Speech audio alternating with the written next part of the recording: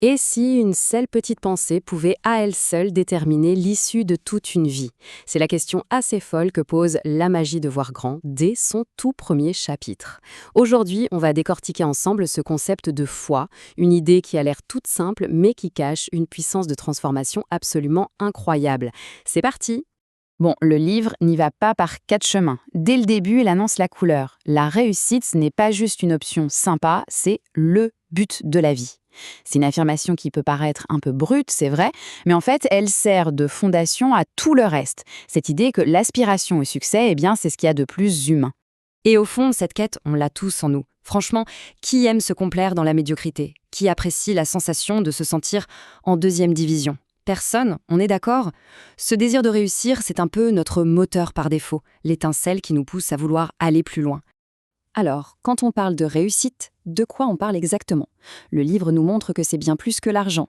Bien sûr, il y a la prospérité, mais c'est aussi être admiré et, peut-être le plus important, se respecter soi-même. C'est trouver un vrai bonheur et au final, avoir le sentiment d'être aux commandes.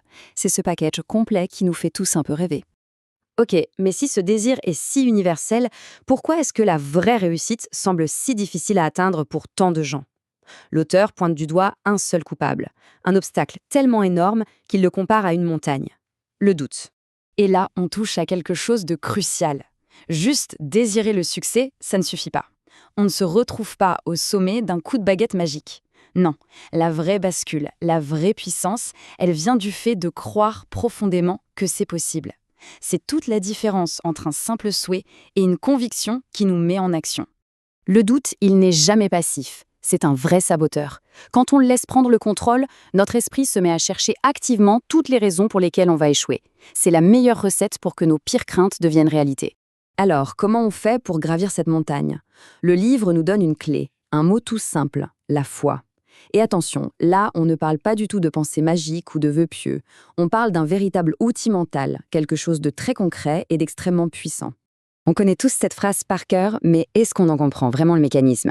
L'idée, c'est que quand on croit de tout son être qu'on peut réussir quelque chose, ça libère notre potentiel. Toute notre énergie, nos compétences, notre créativité se mobilisent pour trouver un moyen. Le simple fait de croire qu'un chemin existe, c'est ça qui le fait apparaître. Pour que ce soit bien concret, rien de mieux qu'une histoire. Prenons l'exemple d'une jeune femme qui s'est lancée un défi qui semblait complètement fou, se lancer dans la vente de maisons mobiles. Imaginez un peu la situation. Presque pas d'argent de côté, absolument aucune expérience du secteur, et en face, des concurrents géants déjà bien installés. Sur le papier, c'était une mission vouée à l'échec. Ses chances étaient quasi nulles. Et c'est exactement ce que tout son entourage lui a dit. Les conseils financiers, les experts, tous sans exception, ont projeté leurs propres doutes sur elle. Ils y ont listé toutes les raisons logiques pour lesquelles elle allait échouer. Et c'est là que tout bascule.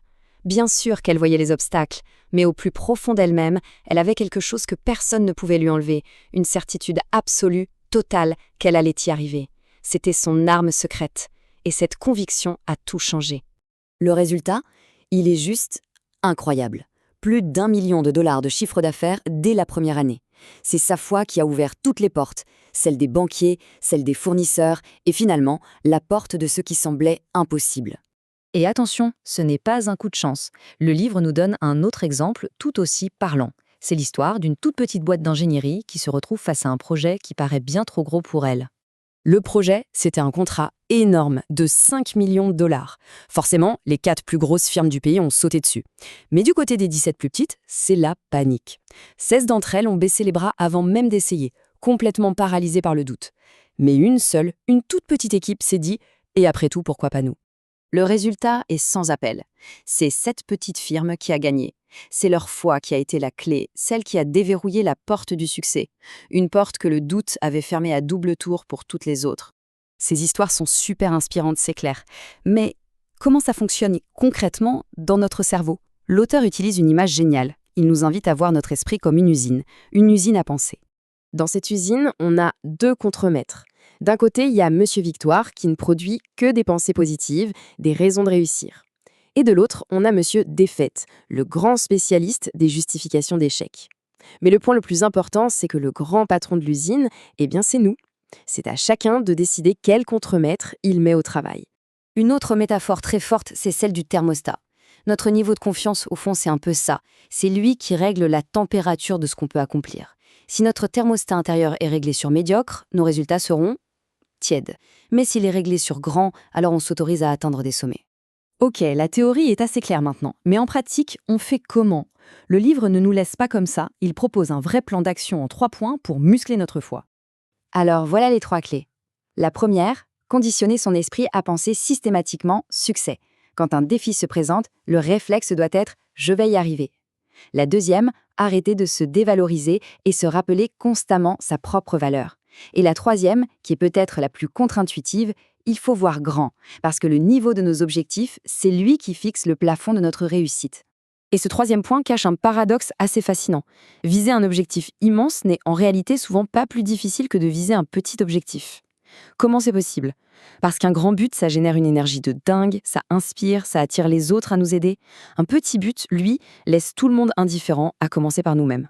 Et on termine sur cette question qui, je trouve, résume parfaitement tout ça. Après avoir entendu ces principes, c'est intéressant de prendre une petite seconde et d'y réfléchir honnêtement. Personnellement, à quel niveau est réglé votre thermostat de confiance? Et surtout, qu'est-ce qui deviendrait possible si on décidait, là, maintenant, de l'augmenter ne serait-ce que d'un cran?